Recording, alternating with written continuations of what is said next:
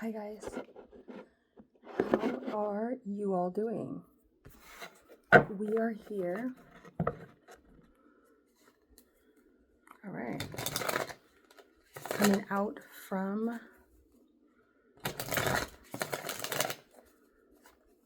the cold.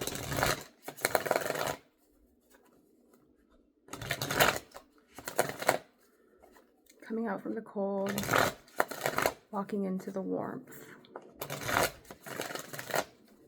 And beginning to feel the sunlight, I feel. So we are here, we're going to be doing, I think we're on Aquarius. Pisces. We're on Aquarius, Pisces. So we've almost made it all the way through the zodiac. I'm going to continue doing the same spread that I was doing before. Let me plug my microphone in because I feel like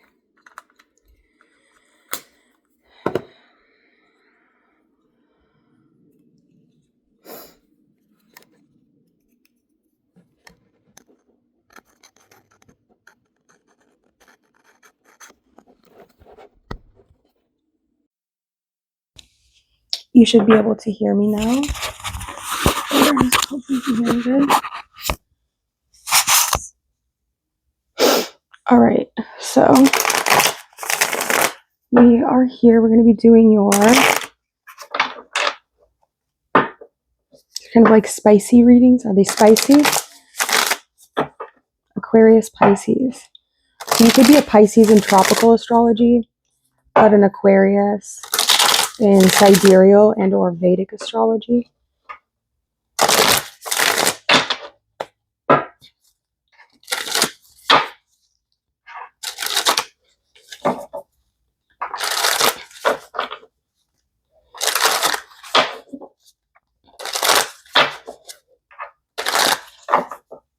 So let's do this.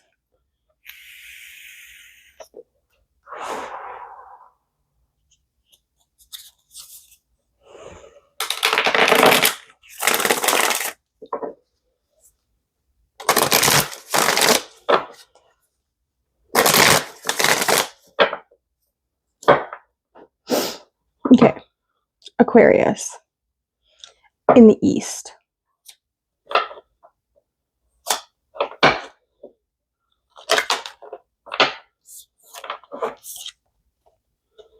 Queen of Swords. You could be looking at like photos or you're looking at pictures. There is this black candle. There's also a pin cushion here.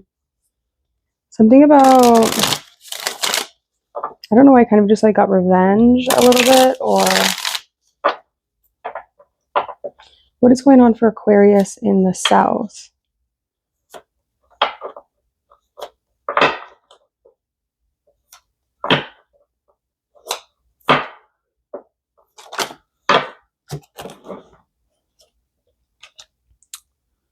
The Seven of Wands. And what about for the west?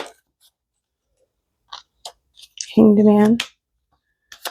And the north.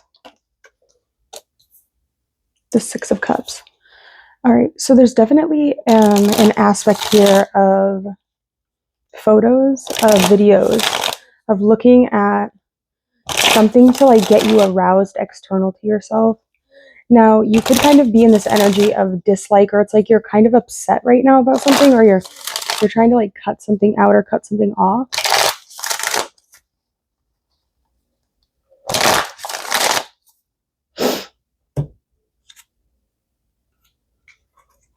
You're trying to not move forward with something or someone.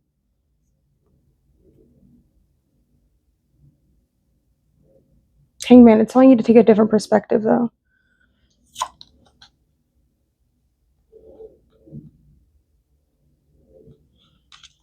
Something about your back.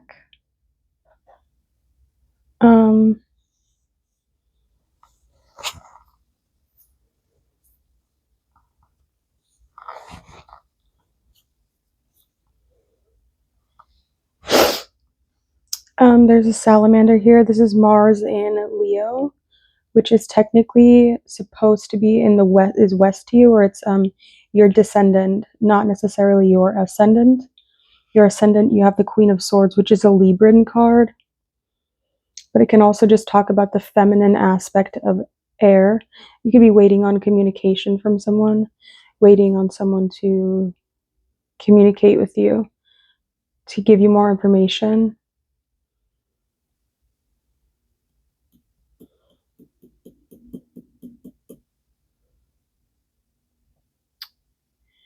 Your heart space is a little bit on this side of defensiveness, or you're defensive. So you could be defensive because you feel like somebody is offending you, or there's could be like this fear of something, somebody's watching something, watching an embrace, right? Maybe that's your reputation. Could be what that's talking about. It's like your reputation, or your 10th house is like your public persona. You could be the kind of person that watches a lot, or somebody that, it's giving me like watching a lot. I'm seeing some anticipation here. You're being asked to take a different perspective on something, or to do with someone, though.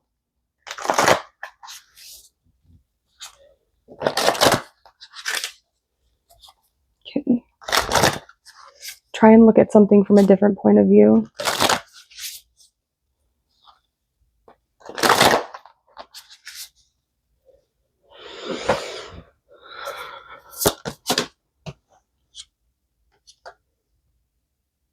We have Venus energy with harmony. We have Lilith in Scorpio with the temptation of pleasure.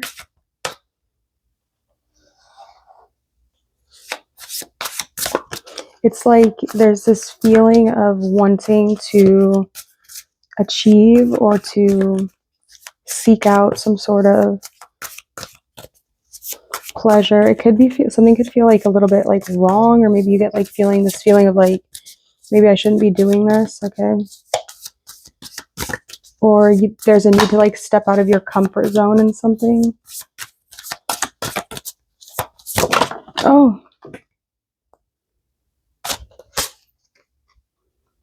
we have the moon in Leo, and we have Venus in Capricorn, and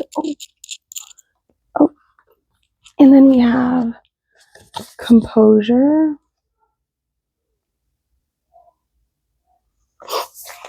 Can you guys hear that? Crazy. Okay, so whoa.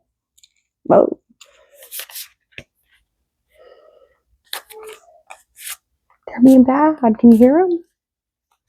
Maybe not. It does have a silencer. Like, it's supposed to have noise canceling on it, but I could hear it pretty well. You could probably hear it too. Maybe not. I don't know. All right. Don't do that. Okay. I won't. Sorry. You know what song? Okay, so like I was thinking one time, I was like, what kind of music do you think Donald Trump listens to? And the first song that came to my head was You're So Vain by Carly Simon. I feel like it has his energy signature like all over it. Couldn't you see him listening to that? I could definitely see him listening to that song. So You're So Vain by Carly Simon is the song I choose for you, Aquarius. Let's get into these cards. Do we start with the oracles here, or do you want to start with the... I like this Venus in Capricorn. This is the throne. Moon in Leo. Very strong. Scorpio, Venus.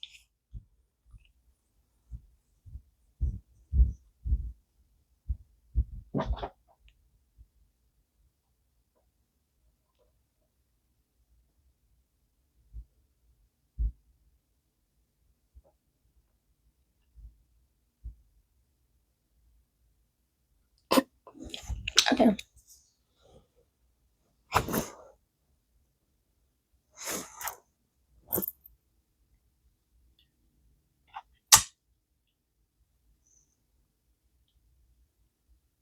gum bleeding? It looks like it is. That's not good.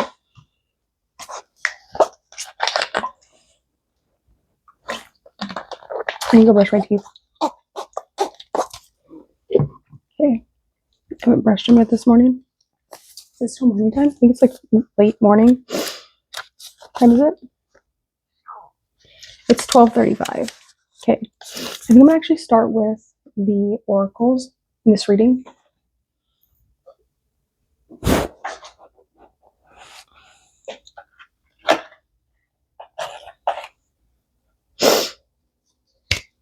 Let's start with the sweet sobriety in feelings. This is the 8th card, and it is the Anja, or the third eye chakra. Distance of restraint still remains, like a slight chill lingering in a silver mercurial gray gaze. The moment I give myself away, feelings are both drug. Everything will as soon as I give myself away, everything will be deep, serious, and lasting. But that moment has not yet arrived. It is not yet a promise, but it is an intent. Feelings and love are what carry people away. Feelings are both drug, capable of sweetening delusion, and the water of life, making ordinary things blossom. To feel is not just chasing dreams, but actually catching them. So to feel is not just chasing dreams, but actually catching them. The key to feelings is to be found not in balance, but in awareness. Feelings take time to mature and should be nurtured until they become a part of you, not the driver, nor the passenger, but the vehicle itself gives meaning to the things and people you love. They have their own pace, neither too fast nor too slow. They follow the cycle of seasons and that of day and night. They are eternal, but only if you let them steadily grow. In the end, the same gesture can bring surrender, can also be a gesture that says no, or not today.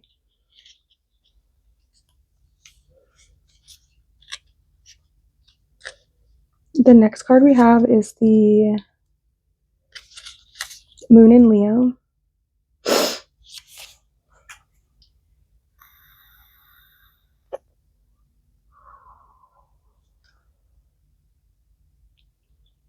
I asked myself, what should I do to conquer and charm?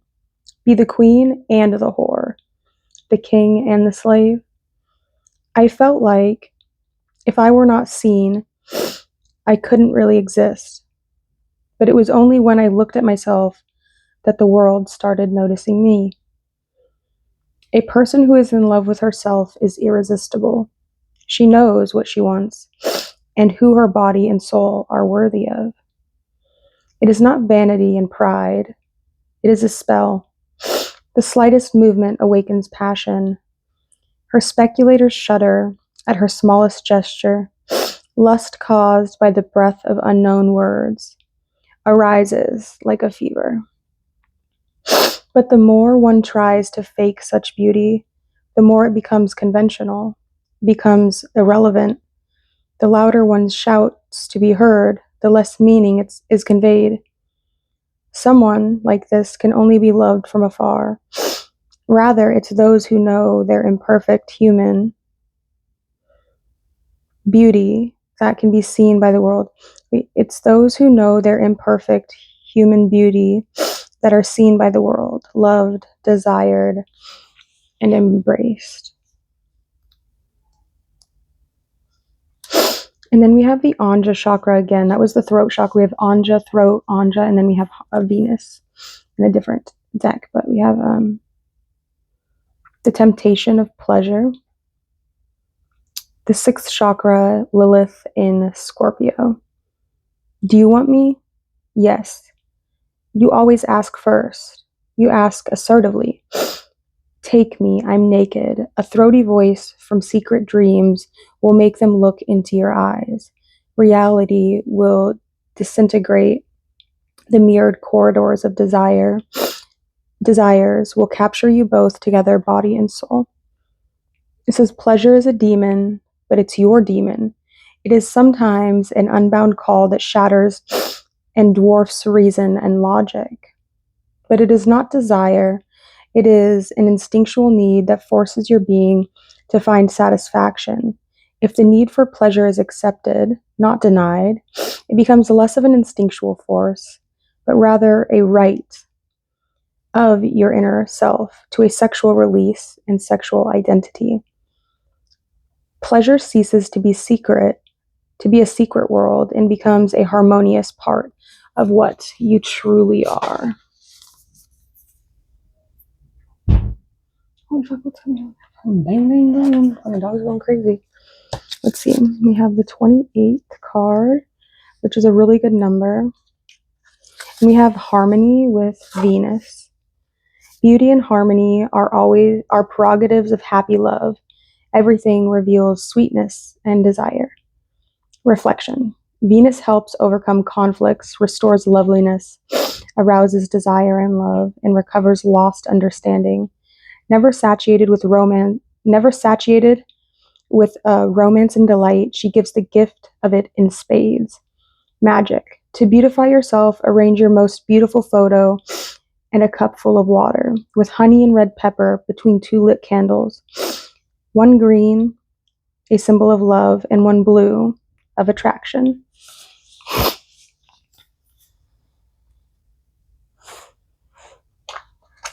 Let's read what the tarot says. So in the East, you pulled the Queen of Swords. And it says here for the Queen of Swords, exploring the magic of the black candle. Solitude is not death.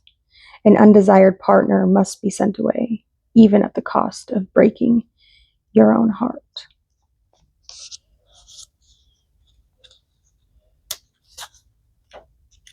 The Seven of Wands, whispering, the magic of the lizard. Doubts and suspicions dissolve in the sunlight. Clarity illuminates feelings and situations. The next one, in the West, we have the Hanged Man, or the Hanged One. Just a second, I'm looking for it. Sacrifice, bonding, a strong bond, even if platonic. Magic action against impediments and impotence. And then finally, we have the Six of Cups above. And this one speaks of memory, the magic of the parchment. A portrait reminds us of reminds us of those who were only distant memories. It may revive desire for an ex and destroy the blocks of the past. Let's pull out some of these, I think, for right now, just because I feel like. Is there any questions we have?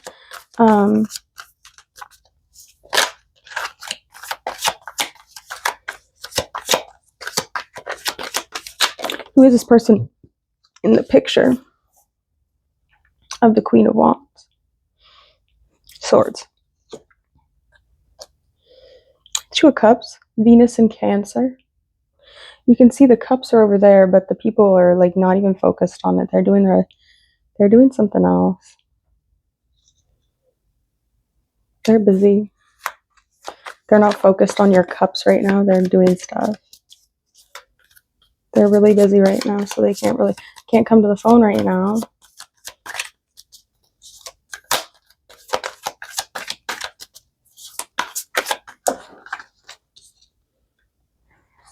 We have the Six of Swords.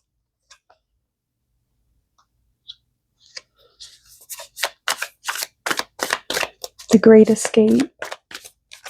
You can see they're on a boat. You walked into the party like you were walking onto a yacht. Is that what she says? Your hat strategically dipped below one eye.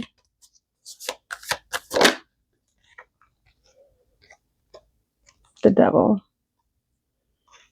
So, good luck getting out of this one. I feel like you're kind of in this one for a little bit, I feel.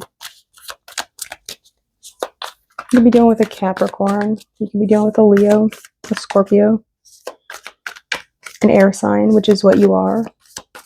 We have Pisces, more Leo, and more Scorpio energy. A lot of fixed energy. Absolutely no Taurus energy is out on the board. You have the Three of Swords. There's Libra, Saturn in Libra.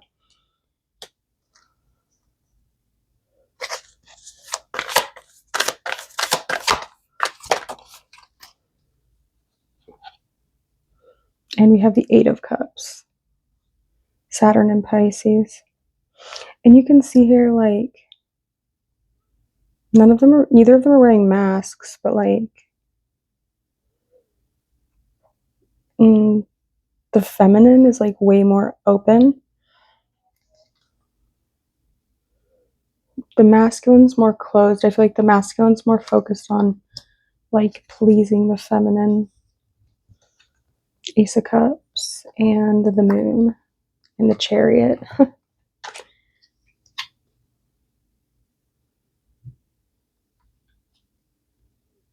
Page of Swords reversed.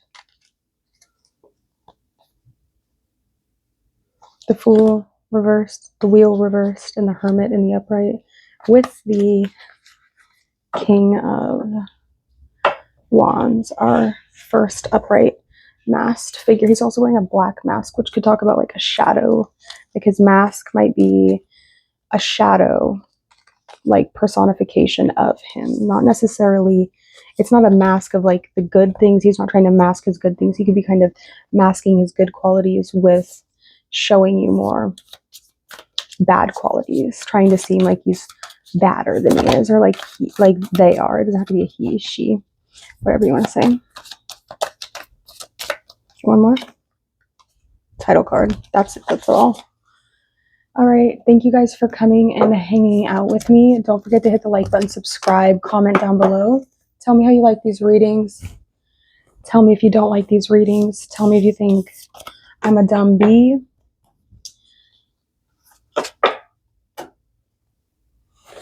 Wait, you know what we didn't do? We didn't read this. Let's at least read the Queen of Swords in this one. Just because I want to know what it says. We read the King of Swords in one of the readings. Let's see. This is the water of air. So all queens embody the intuitive and cyclical quality of water, but the Queen of Swords balances this with the power of the mind.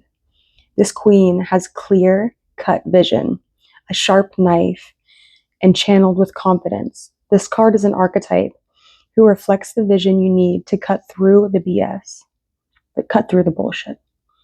It's time to turn to someone who has her qualities for support. Love, whether romantic or platonic or sexual, is intense, and confiding in someone who doesn't reject the perspective of the mind or heart is imperative. It can also be an invitation to experience and live with her. If you've been two in your head or two in your heart, find a way to bridge the two. Reverse, this card can indicate that your equilibrium is out of whack. Are you getting too forceful with the sword, becoming an ice queen? Your wisdom is within, but you must access it holistically, both in mind and soul. Your affirmation is, I claim my vision and power. I am led by the balance of the head and heart. Where in this story of love and lust can I embody her clarity and conviction?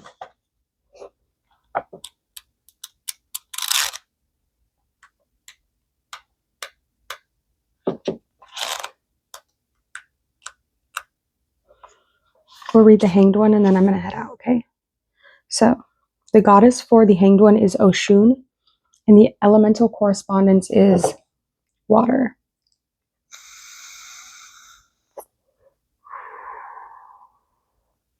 To be of service to and through the heart is a constant reawakening to beauty and truth. But to get to this clarity is dizzying and comes with an unexpected vantage point.